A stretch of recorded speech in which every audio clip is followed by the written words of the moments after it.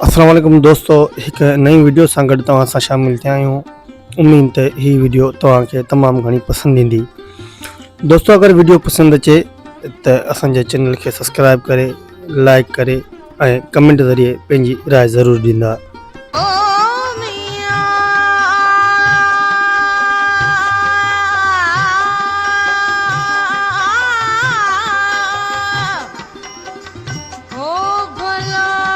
दोस्तों, मां यहाँ नेक मोहम्मद लिगारी, तव्हां ॾिसी रहिया आहियो सिंधी म्यूज़िक स्टेशन।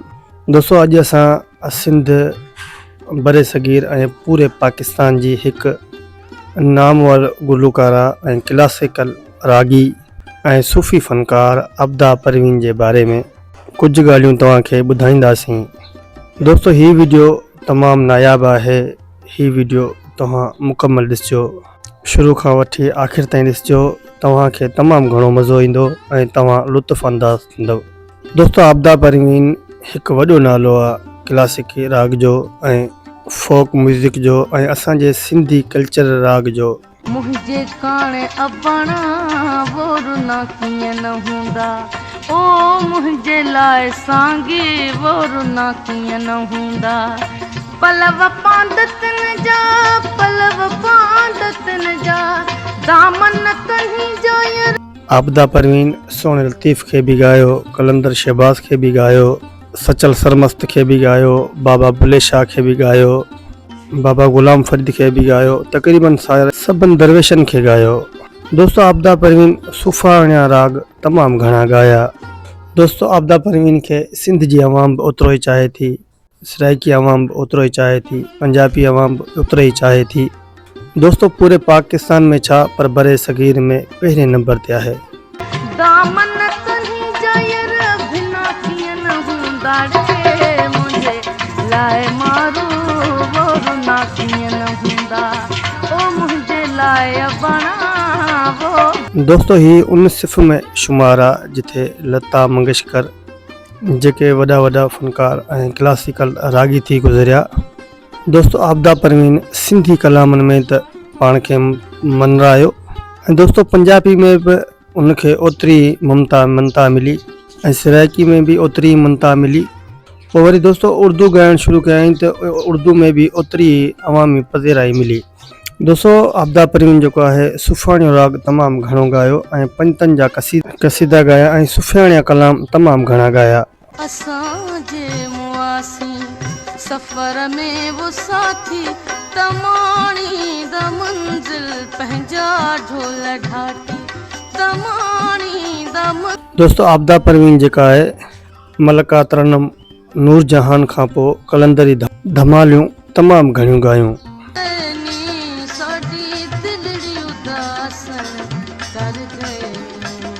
ऐं दोस्तों पंजतनी कलाम तमामु घणा ॻाया ऐं उहे अॼु ताईं बि तमामु घणा मशहूरु। ऐं जॾहिं बि अब्दा परवीन पंजती कलाम पेश कंदी आहे, अहले बैत जो ज़िक्र कंदी आहे, त माहौल जेको आहे माहौल जेको आहे सही तारी थी वेंदी आहे ऐं माण्हू जेके आहिनि उहे पंहिंजा होश गवाए वेंदा आहिनि।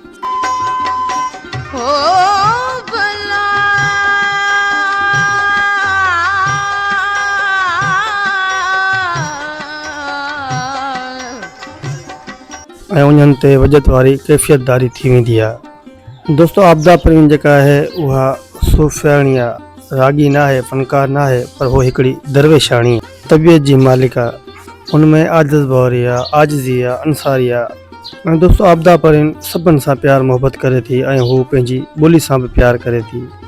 दोस्तों, अब्दा परवीन सिंध खां अलावा पूरे पाकिस्तान खां अलावा पूरी दुनिया में सैर कयो ऐं सिंधी सकाफ़त खे उजागर कयो। दोस्तों, सिंध जो नालो रोशन कयो, असांजे मुल्क पाकिस्तान जो नालो रोशन कयो ऐं हुनखे पूरी दुनिया सुञातो। ही वॾी कलाकार आहे, वॾी रागी आहे, क्लासिकी मौसीक़ी जी राग ॼाणे थी। दोस्तों, हिन वक़्तु पूरी दुनिया में अब्दा परवीन खां सिवा को वॾो कलाकार मौजूदु ई न आहे क्लासिकी में। नेठ त थींदो सोझरो, नेठ त थींदो सोझरो, रहणी नाहे रात, नेठ त थींदो।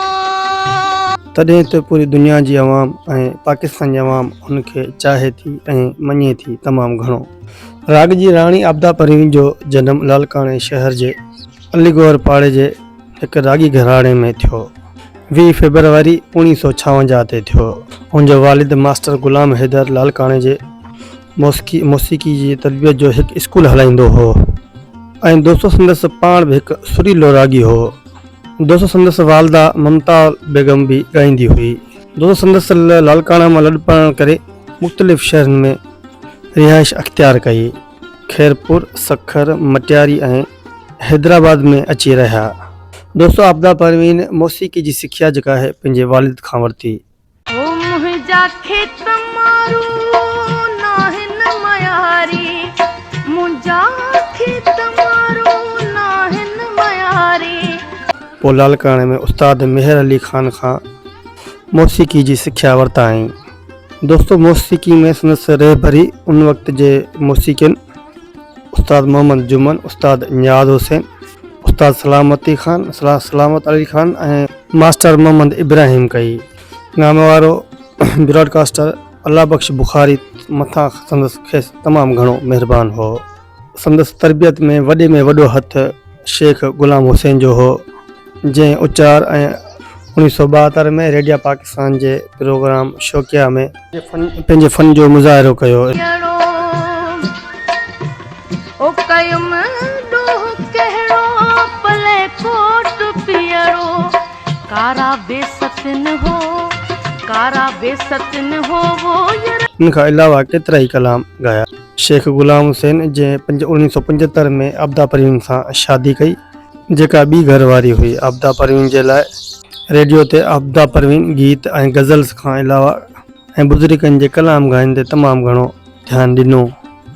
दोस्तो आबदा परवीन खे पूरे पाकिस्तान जा जेके वॾा एवार्ड आहिनि उहे सभु हासिलु आहिनि। लतीफ़ एवार्ड बि मिलियो आहे, कलंदर शहबाज़ एवार्ड बि मिलियो आहे, सचल सरमस्त एवार्ड बि मिलियो आहे, मिस्री शाह एवार्ड बि मिलियो आहे, प्राइड ऑफ परफॉर्मेंस बि मिलियो आहे, सितारे इम्तियाज़ बि मिलियो आहे। दोस्तो सिंध जा ऐं जेके पाकिस्तान जा वॾा एज़ाज़ आहिनि उहे सभु एज़ाज़ आबदा परवीन खे मिलिया आहिनि। दोस्तो सिंध में जेके मेड़ाका थींदा हुआ उन में आबदा परवीन खे ज़रूरी आंदो वेंदो हो ऐं हू पंहिंजो राग ॿुधाए माण्हुनि खे जेको आहे ख़ुशि करे छॾंदी हुई। उन्हनि जी तबियत खे तमामु घणो ख़ुशि करे छॾंदी हुई राग ॿुधाए करे। नेठ त थींदो सोजरो रहणी नाहे रात, नेठ त थींदो सोजरो दोस्तो उस्ताद जलाल चंद ने ॿुधायो त मां जेको औरतुनि में राग पसंदि कंदो आहियां उहो आबदा परवीन जो पसंदि कंदो आहियां। दोस्तो रूना लीला जेका आहे उहा बि आबदा परवीन जी परस्तार आहे। आबदा परवीन 1996 में शेख गुलाम हुसैन जे लाॾाणे खां पोइ कराची छॾे इस्लामाबाद हली वई। हाणे उते ई रिहाइश पज़ीर आहे। असां पंहिंजो रस्तो सुञाणी खयो आहे, असां पंहिंजो रस्तो सुञाणी खयो आहे, रुगो सच खे। दोस्तो आबदा परवीन उहा ॻाइणी आहे हुन जेको बि नगमो ॻायो उहो तमामु घणो मक़बूल थी वियो। दोस्तो आबदा परवीन हैदराबाद रेडियो तां उर्दू ऐं सराइकी ऐं केतिरा ई नगमा रिकॉर्ड कराया। दोस्तो आबदा परवीन खे मुल्की सतह ते मनाइण में टेलीविज़न जो तमामु वॾो हथु आहे। 1979 में मुमताज़ मिर्ज़ा सिंध सिंगार प्रोग्राम में खेसि मुतारिफ़ करायो। टेस्टनि जी दुनिया में बि महान रागी बणिजी वई। दोस्तो सरकारी ऐं अवामी महफ़िल में घुरणु हुनखे एज़ाज़ सम्झो वेंदो आहे। सूफ़ी बुज़ुर्गनि जे मेले में ॻाइण खां सवाइ सिंधी सकाफ़त खाते जे में हिकु हिसो बणिजी चुकी आहे। दोस्तो हुन सिंधी फिल्म धरती ला कुंवार जा 8 नगमा ॻाया। हुन मोहम्मद यूसुफ सां गॾु गाना बि ॻाया। हुन जग मशहूरु सूफ़ी शाइर मौलाना रूमी बाबति लंदन में ठहंदड़ फिल्म में लाइ बि ॻायो हुयो। ऐं दोस्तो आबदा परवीन पूरी दुनिया में केतिरनि ई मुल्कनि में ॻायो ऐं पूरी दुनिया में ॻायो। दोस्तो संदसि केतिरा ई मनता एवार्ड मिली चुका आहिनि।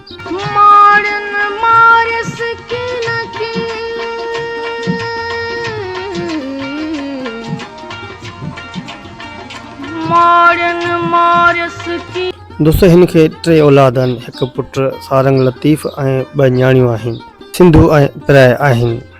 दोस्तो अगरि हीअ वीडियो तव्हांखे पसंदि अचे त असांजे वीडियो खे लाइक करे, चैनल के सब्सक्राइब करे ऐं कमेंट ज़रिए पंहिंजी राय ज़रूरु ॾींदा। पंहिंजे भाउ नेक मोहम्मद ऐं सिंधी म्यूज़िक स्टेशन खे इजाज़त ॾींदा।